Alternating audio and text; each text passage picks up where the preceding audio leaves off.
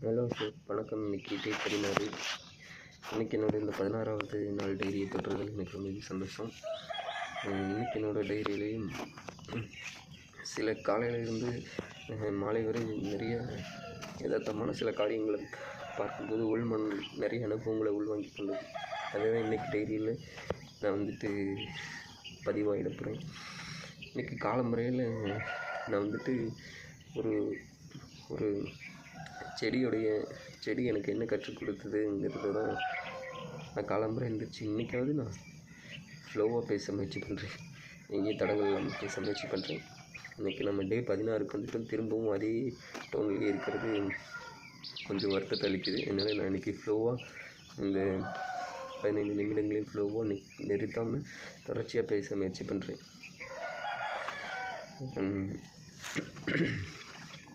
Start பண்ணுறேன் ஷோக்கு. இன்றைக்கி காலம்பறை நம்ம ஊர் சைட்லலாம் ஒரு காகிதப்பூன்னு சொல்லுவாங்க. காகிதப்பூவுடைய அந்த ஒரு கிளைப்பகுதியாக கிளைப்பகுதினா ரொம்ப ரொம்ப முதிர்ச்சி அடைந்த கிளைப்பகுதி இல்லை, கொஞ்சம் பருவமான கிளைப்பகுதியை நம்ம நறுக்கி மண்ணில் ஊன்றி வச்சோன்னு வச்சுக்கிறோங்களேன். அது நாளடைவில் அங்கிட்டிருந்து புதிதாக ஒரு காகிதப்பூ மரம் உருவாகிடும். ஆசைப்பட்டு நான் ஒரு 1 மந்த்துக்கு முன்னாடி நான் ஒரு பருவமான ஒரு கிளைப்பகுதியை நறுக்கி வீட்டுடைய பாத்திரம் துளக்கிற இடத்துல நட்டு வச்சேன், ஊன்றி வச்சேன். அது நான் ஏதோ ஒரு டம்ளர் தண்ணி அது மேலே போய் ஊற்றிட்டு அதோட பேசிகிட்டு இருப்பேன்.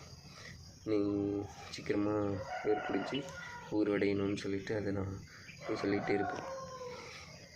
அதுபோல் நான் ரெகுலராக பண்ணிகிட்டே இருந்தேன். ஒரு 1 மந்த்தாக ரெகுலராக அதுக்கு அந்த சைடுனா பாத்திரம் துளக்கிற இடத்துலையே நட்டு வச்சேன்னா ஏதோ தண்ணி ஊற்றுறதுக்கான வாய்ப்பு இருக்குங்கிறதுக்காக நான் அந்த பாத்திரம் துளக்கிற இடத்துல போய் நட்டு வச்சேன். ஏதோ போய் அது மேலே தண்ணி ஊற்றிட்டே இருப்பேன். அது ஒரு 1 மந்த்துக்கு பிறகு அது லேசாக முளைப்பு விட தொடங்குச்சு. முளைப்பு விட்டுச்சு. அந்த கணுக்கள் எங்கிட்டலாம் கணு இருக்கோ அந்த கணுலெல்லாம் புதுசாக இலை விட ஆரம்பிச்சிருச்சு. அந்த கணுக்களை எனக்கு ஆச்சரியம், நம்ம வச்ச செடி வளர்ந்துட்டுருக்கேன்னு. அந்த கணுக்கள்லாம் வரும்போது, அந்த இலைகள்லாம் வரும்போது மனசுக்குள்ளே ஒரு பெரிய சந்தோஷம். நம்ம வச்சது வளர ஆரம்பிச்சிருச்சு. பிறகு கொஞ்ச நாள் அது கொஞ்சம் பாத்திரம் துளக்கிற இடத்த மாற்றி வச்சுட்டாங்க. ஏன்னா நம்ம வீட்டில் 2 சைட்லேயும் அழகு செடிகளும் நிறைய செடிகள் இருக்கிறதுனால பாத்திரம் துளக்கிற இடம் அவ்வப்போது மாறிட்டே இருக்கும். அதனால் அதை மாற்றி வச்சுட்டாங்க. நான் கவனிக்காமல் விட்டுட்டேன். எனக்கும் அந்த நினைவு இல்லாமல் போச்சு. ஒரு 10 days இருக்கும். பிறகு என்னாச்சு, அந்த செடியை போய் பார்க்குறேன். அது அப்படியே ஒரு மாதிரி அதோடய மேல் பகுதியை ஃபஸ்ட்டு லைட்டாக அப்படியே ஒரு மாதிரி கிளி பார்த்தேன்னா அது அப்போ பசுமையாக தான் இருந்துச்சு. ஸோ இன்னும் சாகலை. அது இன்னும் வளர்கிற பருவத்தில் தான் இருக்குது, வளர்ந்துட்டு தான் இருக்குது. நானும் நினச்சிட்டு விட்டுட்டேன். திரும்ப நாளாக நான் போய் கவனித்து பார்க்குறேன். அதோடைய மறுபடியும் அந்த மேல் பகுதியை தடவி பார்க்கும்போது கிள்ளி பார்க்கும்போது பச்சையாக தான் இருந்துச்சு. பிறகு நாளாக நான் அப்படியே அந்த தண்டு பகுதியில் கொஞ்சம் கொஞ்சமாக அப்படியே காய தொடங்கிருச்சு. இன்னும் இலை விட்டது வேர் பிடிச்சிருக்குமே நினச்சா என்ன காய தொடங்குதே அப்படின்ட்டு ஒரு பதட்டமாகிடுச்சு. நிலம் அப்புறம் தண்ணி ஊற்றி திரும்ப கவனிச்சிட்டு தான் இருந்தேன். திரும்ப ஒரு 1 வீக்குக்கு அப்புறம் பார்க்குறேன். திரும்பவும் அந்த மேல் பகுதியை கிளி பார்க்கும்போது அதோடைய இடம் காஞ்சி போயிடுச்சு. திரும்ப அடுத்தடுத்த பகுதிகளும் காஞ்சி போயிடுச்சு. திரும்ப ஒரு 1 மந்த்துக்கு அப்புறம் தான் எனக்கே ஒரு நினைவு வந்துச்சு. என்ன இருக்கும், செடி நிலையான வளர்ந்துட்டு இருந்துச்சு, செடிக்கு என்ன இருக்குமோ, இது அவ்வளோதான் பட்டு போயிடுச்சு. ஏன்னா அதோடைய அடிப்பகுதி வரையும் நான் கிளி பார்த்துட்டேன். அது ஃபுல்லாகவே காஞ்சி போச்சு. எனக்கு ரொம்ப ஒரு மாதிரி பயம் ஆகிடுச்சு. என்னமோ இந்த செடி என்னமோ ஆகிடுச்சு அப்படின்ட்டு. பிறகு அந்த ஊனி வச்சு அந்த குச்சை நான் ஒரு 1 மந்த்து பிறகு 9 நாளைக்கு பிறகு அதை பிடுங்கி பார்த்தேன்னா அப்போ தான் தெரிஞ்சிச்சு. அது அடியில் கரையான் அதோடைய அந்த வேர் பகுதி பிடிக்கிற அந்த வேர் பகுதியில் ஃபுல்லாக கரையான் இருந்துச்சு. ரொம்பவே மனசு சோர்வாயிடுச்சு. ஸோ அதில் நான் கற்றுக்கிட்ட விஷயம், எனக்கு அந்த காலம்பறையில் உணர்த்தின அந்த விஷயம் என்னென்னா, கொஞ்ச நாள் ஒரு விஷயத்தில் பெருசாக ரொம்பவும் அக்கறை எடுத்துகிட்டு நம்ம அந்த அக்கறை காட்டுற அந்த நாட்களில் நிஜமாகவே ரொம்பவே செழுமையான ஒரு ஒரு ஒரு வளர்ச்சி நமக்கு ஊக்கமளிக்கிற மாதிரி தான் இருக்கும். பிறகு நம்ம கண்டுக்காமல் விட்டுட்டோம் அப்படின்னா, நம்ம கண்ணுக்கு முன்னாடி எனக்கு முன்னாடி எந்த மாற்றமுமே தெரியல. அதாவது நம்ம கண்ணில் படுற அந்த பகுதியில் சடனாக ஒரு மாற்றத்தை பார்க்க முடியல.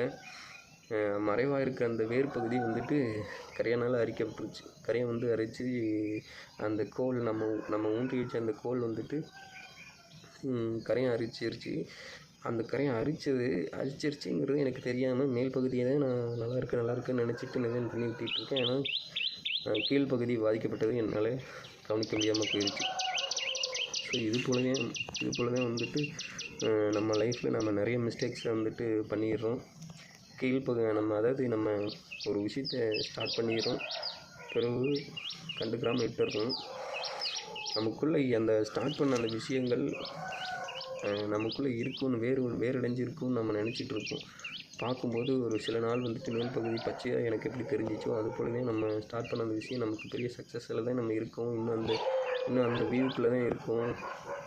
இன்னும் நமக்கு ஸ்டார்ட் பண்ணிடலாம் தொடர்ச்சியாக கண்டினியூ பண்ணிடலாம்னு நினைப்போம். ஆனால் இல்லை, நமக்கு மறைவான அந்த வேர் பகுதி எப்படி அப்படியே கரையானால் அரிக்கப்பட்டுருச்சோ அது போல தான் நம்ம ஒரு விஷயத்தை விட்டுட்டோம் அப்படின்னா, கவனிக்காமல் விட்டுட்டோம் அப்படின்னா, நமக்கு மேலும் நம்ம கவனிக்காமல் விட்டதுக்கான அந்த எஃபெக்ட்டு, அதோடைய பாதிப்பு நமக்கு முதல்ல நம்ம பார்வைக்கு தெரியாது. நம்மளையே தெரியாமல் நமக்கு மறைவாக இருக்கிற ஏதோ ஒரு பக்கங்களை, அந்த வேர் பக்கங்களை கண்டிப்பாக கரையான போல் அரிச்சிடும். அதனால தான் அந்த செடியை என்னால் திரும்ப நான் பிடுங்கி பார்க்கும்போது அந்த செடியை காப்பாற்ற முடியாத அளவுக்கு கரையான்கள் வந்து அரித்து அந்த செடி இன்றைக்கி அவ்வளோதான். பிறகு வேறு எதாவது போடணும். அதுதான் இன்றைக்கி அந்த காலம்பரமே எனக்கு மனசில் பட்ட விஷயம். ஸோ எந்த காரணத்துக்காகவும் ஒரு விஷயத்தை நம்ம விட்டுறோம், மறந்துடுறோம் அப்படின்னா, அது நாளடைவில் நமக்கே கண் மறைவாக நமக்கே தெரியாமல் அதோடைய வேர் பகுதி அழிக்கப்பட்ட மாதிரி நம்மளுடைய பகுதியை நமக்கே தெரியாமல் எங்கே மிஸ் பண்ணோங்கிறதே தெரியாமல், அந்த மிஸ் பண்ணதுனால என்ன தவறி விட்டதுனால என்ன நடந்துச்சு, என்ன நடக்குதுங்கிறதே தெரியாமல் ஒரு நாள் வந்துட்டு திரும்ப வந்துட்டு சான்ஸே இல்லாத நிலைமைக்கு போயிடுச்சு. அது அவ்வளோதாங்க. அந்த குச்சி வந்துட்டு அந்த மண்ணுக்குள்ளே இருந்த பகுதியெல்லாம் கரையை அரிச்சிருச்சு. சான்ஸே இல்லை. திரும்ப வந்துட்டு அதை வந்துட்டு வேறு எங்கிட்டு கொண்டு போய் நட்டு வச்சாலும் அது முளைக்கிறதுக்கான வாய்ப்பே இல்லாமல் போயிடுச்சு. அதுபோல தான் நம்ம ரொம்ப கவனமாக இருக்கணுங்கிறது ரொம்பவே நல்லா புரிஞ்சிச்சு. பிறகு இன்றைக்கி ஒரு சம்பவம், சேம் இதை வந்துட்டு கனெக்ட் பண்ணுற மாதிரியான ஒரு சம்பவம் தான். என் வீட்டில் வந்துட்டு ஒரு கடையில் போயிட்டு நான் ஒரு பொருளை பர்ச்சேஸ் பண்ணிட்டேன். பொருளை வாங்கும்போது என்ன பண்ணுறேன்னா, என் கையில் ஒரு 1 ரூபி காயின் இருந்துச்சு. அதை வந்து தவறுதலாக நான் வந்துட்டு கீழே விட்டுட்டேன். அந்த 1 ரூபி காயின் வந்து தவறுதலாக தான் நான் கீழே விட்டேன். அந்த 1 ரூபி காயினை தவறு விட்ட பதட்டத்தில் நான் டக்குன்னு குனியவும் என் பாக்கெட்டில் இந்த மொத்த சில்லறையும் கீழே விழுந்துருச்சு. ப்ளஸ் என்னோடய மொபைல் ஃபோன் விழுந்துருச்சு. ப்ளஸ் அது கூட நான் என்னெல்லாம் பாக்கெட்டில் வச்சுருந்தனோ அது எல்லாமே கீழே விழுந்துருச்சு. அந்த விஷயம் எனக்கு எப்படி புரிஞ்சிச்சுன்னா, நான் தவறு விட்டது 1 ரூபி காயின் தான். என் பாக்கெட்டுக்குள்ளே ஒரு 1000 ரூபி இருக்குதுன்னு வச்சுக்கிறீங்களேன். நான் தவறு விட்ட அந்த 1 ரூபி காயினால், அந்த தவறு விட்டேன் பார்த்தீங்களா 1 ரூபி காயின், அதோடைய அந்த பதட்ட சூழ்நிலையில், அந்த பதட்டத்தில் என்ன பண்ணிட்டேன், இந்த 1 ரூபியை காப்பாற்றணுமேங்கிற அந்த சூழ்நிலையில் நான் என்கிட்ட இருக்கிற அந்த மொத்தமாக இருக்கிற அந்த 1000 ரூபாயும் தவறு விடுற மாதிரி ஒரு சூழ்நிலை ஏற்பட்டுருச்சு. ஸோ இன்றைக்கி எனக்கு என்னோடய டைரியில் அதை தான் நோட் பண்ணணும்னு நினச்சேன். நம்ம சின்ன விஷயத்தை தான் தவறு விடுவோம். அதை வந்துட்டு அதில் ஏற்படுற ஒரு பதட்டமான அந்த சூழல் என்ன பண்ணிடுதுன்னா, நம்ம ஏற்கனவே தக்க வச்சுருக்கிற அந்த 1000 ரூபாயும் இழக்கிற சூழ்நிலைக்கு நம்மளை தள்ளிடுங்கிறது தான் நிதர்சனமான உண்மைங்கிறது நமக்கு புரிய ஆரம்பிச்சிச்சு. நான் இந்த 1000 ரூபாயை இந்த 1000 ரூபாயை மறந்துட்டேன். நமக்குள்ளே இருக்க அந்த 1000 ரூபாயை மறந்துட்டேன். தவறு விட்டு அந்த 1 ரூபாய் பதட்டமாக எடுக்க குனியவும் நான் வச்சுருந்த அந்த 1000 ரூபாயும் வந்துட்டு ப்ளஸ் அதோடு கூட மொபைல் ஃபோன் எல்லாம் வந்துட்டு விழுந்துருச்சு. இது போலவே நம்ம லைஃப்லேயே நம்ம வந்துட்டு சின்ன விஷயத்தை தான் தவறு விடுவோம். சின்ன விஷயத்தில் தான் சின்னதாக தான் ஒரு தவறு ஏற்படும். அந்த தவறிட்டமேங்கிற அந்த பதட்டம் நம்மகிட்ட மற்ற நல்ல விஷயங்களையும் வந்துட்டு சேர்த்து எடுத்துகிட்டு போயிடும், பதட்டம் அடைஞ்சிட்டோம் அப்படின்னா. ஸோ 2 விஷயம், தவறிடக்கூடாது. ஒருவேளை தவறுதலாக தவறிட்டோம் அப்படின்னா நம்மகிட்ட இருக்கிற அந்த மீதம் இருக்கிற அந்த நல்ல பண்புகளை காப்பாற்றிக்கிற அந்த பக்குவத்துக்குள்ளே இருக்கணும். பதட்டம் அடைஞ்சிடக்கூடாது. தவறு பண்ணுறதே தவறு பண்ணிடக்கூடாது. தவறு பண்ணிட்டாலும் அந்த தவறை திருத்திக்க முயற்சி பண்ணி நான் பாக்கெட்டை அப்படியே அழகாக வந்துட்டு காப்பாற்றிட்டு அந்த ₹1 காப்பாற்றிருக்கலாம். ஆனால் நான் அந்த ₹1 தவற விட்டு அந்த ஒரு பதட்டத்தில் எப்படி குனிஞ்சு என்கிட்ட இருந்த மற்றதையும் வந்துட்டு தவற விட்டணும். அதுபோல் லைஃப்பில் நம்ம ரொம்ப கவனமாக இருக்கணும்.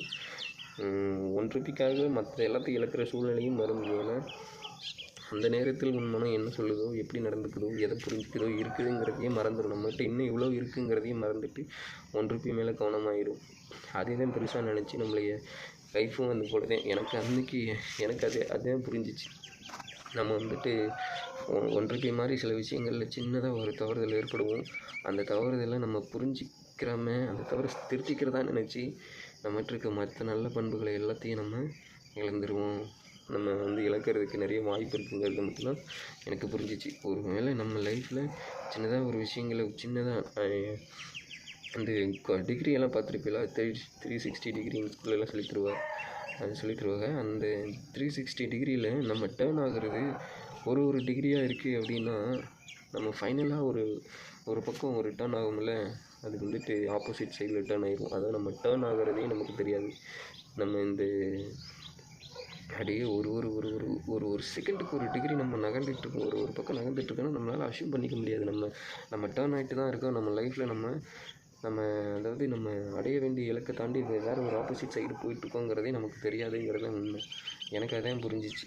இன்றைக்கி என்னோடய டைரியிலையும் அதுதான் நான் எழுதணும்னு நினச்சது. அதான் நமக்கு டேர்ன் ஆகிட்டுருக்கோங்கிறதே நம்மளை இலக்கை தாண்டி வேறு ஒரு ஆப்போசிட் டைரெக்ஷனில் நம்ம போயிட்டுருக்கோங்கிறதே நமக்கு தெரியாது. நம்மகிட்ட இருக்க மைனஸே அதே. நம்மகிட்ட இருக்க வந்துட்டு ஒரு பலவீனமான பக்கங்கள் இதுவும் ஒன்று. நம்ம மிஸ் ஆகிட்டுருக்கோம், நம்ம தவறிட்டுருக்கோம், நம்ம பாதையை விட்டு விலகிட்டுருக்கோம். வெற்றிக்கான கோடு இங்கே இருக்கிறதா நினச்சிட்ருக்கோம். ஏன்னா நம்ம அதை அனலைஸ் பண்ணுறதே மறந்துட்டோம். இந்த காயினை தவற விட்ட மாதிரி நல்ல விஷயங்களையும் தவறு விடுறதுக்கான வாய்ப்புகள் அதிகமாக இருக்குது. நம்ம வாழ்க்கையில் நம்ம ரொம்ப கவனமாக இருக்கணும்னு இன்றைக்கி என்னோடய அனுபவத்தில் நான் புரிஞ்சுட்டேன். தவற விட்டது திரும்ப அடைய முடியும், தவறு விட்டதை சரி பண்ணிக்க முடியும். ஆனால் சரி பண்ணிக்கிறதுக்கு முன்னாடி நம்மகிட்ட இருக்க நல்ல விஷயங்களையும் நம்ம பாதுகாக்கிறதுல ரொம்ப கவனமாக இருக்கணுங்கிறத புரிஞ்சுக்கிட்டேன். தவறு விட்டது என்னவோ ₹1 காயின் தான். அதனால் நான் திரும்பவும் எல்லாத்தையும் தவறு விட்டதாக போச்சு. மொபைலையும் மற்ற காயின்களையும் எப்படி நான் தவற விட்டனோ அதுபோல் ஒரு விஷயத்தை நான் சரி பண்ண போயிட்டு மற்ற எல்லா விஷயத்தையும் தவற விட்டுறதாயிரும். அதனால் கவனமாக நம்ம செயல்படலைன்னா லைஃப்பில் இது போல தான் நிறைய விஷயங்கள் வந்துட்டு தவற விட்டுருவோம். ஸோ இன்றைக்கி இதுதான் என்னோடய டைரியில் நான் சொல்லணும்னு நினச்சது. இன்றைக்கி என்னோடய டைரியில் நோட் பண்ணணும்னு நினச்சது இதுதான். இதோடைய இந்த விதங்கள் வந்துட்டு ரொம்ப ஒரு லென்த்தியாக இருந்தாலும் என்னோடய டைரியில் புரிஞ்சிக்க நினச்சது இதுதான். கவனிக்காமல் விட்ட அந்த காகிதப்பூவனுடைய அந்த இளமையான கோல் எப்படி இலை விட்டு அந்த கோல் வந்துட்டு நாளடைவில் கவனிப்பில்லாததுனால அடிப்பாகம் வேர் பிடிச்சிருந்து அந்த பாகம் வந்துட்டு எப்படி கரையானால் அழிக்கப்பட்டுருச்சோ அதுபோல தான் நமக்கு இலை விடுற மாதிரி தான் ஊருக்கும் சரி நமக்கும் சரி மற்ற எல்லாருக்கும் சரி சில நேரங்களில் நம்ம இலை விட்டுட்டோம் இனி தலைஞ்சிருவோங்கிற சூழ்நிலையில் தான் இருப்போம். ஆனால் அதுக்கு பிறகு நம்ம கண்டுக்காமல் இருக்கிறதுனால தான் நமக்கே தெரியாமல் நம்மளுடைய அடிப்பாகத்தில் நம்மளுடைய அந்த ஸ்ட்ராங்கு தானுங்க நம்மளை பூஸ்ட் பண்ணக்கூடிய அந்த வேர் வந்துட்டு கரையை அரிச்சிடும். அதனால் நம்ம எங்கே பாதிக்கப்படுறோங்கிறதே நமக்கு தெரியாமல் போயிடும். கவனிப்பு இல்லாமல் போயிடுச்சு, நம்ம அதை தொடர்ச்சியாக பண்ணாமல் போயிடுறோம் அப்படின்னா கண்டிப்பாக வந்துட்டு நமக்கு நாமளே வந்துட்டு நம்மளை அறியாமையே நம்மளுடைய பாகங்கள் வந்துட்டு க்ளோஸ் ஆகிடும். நம்மளோட சாப்டரே க்ளோஸ் ஆகிடும். அந்த செடியை பார்க்கும்போது அதே எனக்கு தெரிஞ்சிச்சு. அது டோட்டலாக க்ளோஸுங்க அவ்வளோதான். யூசன் த்ரோ மாதிரி தான். அது தூக்கி அவ்வளோதான். அது இலை விட்டுச்சு, இனி அதனால் எந்த பிரயோஜனமும் இல்லை, தூக்கி போட்டுற வேண்டியது. பிறகு அந்த இடத்துக்கு வேறு ஒரு போல தான் நம்ம ஊன்றி வைக்கணும். ஸோ நம்ம ரொம்ப கவனமாக இருக்கணும் லைஃப்பில். நம்ம பிறகு இந்த காயினை போலவே நம்ம எல்லாத்தையும் வந்துட்டு சரியாக வந்துட்டு பாதுகாத்துக்கிறணும். மிஸ் பண்ணிட்டோன்னா மிஸ்ஸு திரும்ப அதெல்லாம் நீ வந்துட்டு இந்த ₹1 பதிலாக கூட இருக்க எல்லாம் பொறுக்கி சேர்த்து உன் பாக்கெட்டில் சேர்த்த ஒரு நேரம் பிடிக்கும். அது எனக்கு என்னமோ சின்ன நேரமாக இருக்கும். லைஃப்லன்னு எடுத்துக்கிட்டால் அது பெரிய நேரம். ஒருவேளை அந்த ₹1 காயினை காப்பாற்ற போகிறோம் அப்படிங்கிற அந்த சூழலில் மற்றது எல்லாத்தையும் காப்பாற்றியிருந்தேன்னா மற்ற என் பாக்கெட்டை வந்து அணைச்சி பிடிச்சிட்டு நான் குனிஞ்சிருந்தேன் அப்படின்னா மற்றது எல்லாத்தையும் சேஃப்டி பண்ணி இந்த ₹1 சேஃப்டியாக எடுத்துக்க முடியும். நான் நம்ம தவறுகிற நேரத்தில் நமக்கு ஏற்படுற ஒரு பதட்டம் நம்மகிட்ட இருக்குதுங்கிறதையே மறந்து நம்ம எல்லாத்தையும் பண்ணிடுவோங்கிறது தான் உண்மை. ஸோ அசோக், இன்றைக்கி என்னோடய டைரியில் இதுதான், இந்த விஷயங்களதையும் நான் பதிவு பண்ணணும்னு நினச்சேன். இன்றைக்கி என்னோடய டைரி கம்ப்ளீட் ஆகிடுச்சு. ஓகே அசோக், பாய். நாளைக்கு என்னோடய டைரியில் வேறு என்ன சம்பவங்கள் நடக்குது, அனுபவங்கள் ஏற்படுது, அதை நம்ம ஷேர் பண்ணுவோம். பாய் அசோக், பாய்.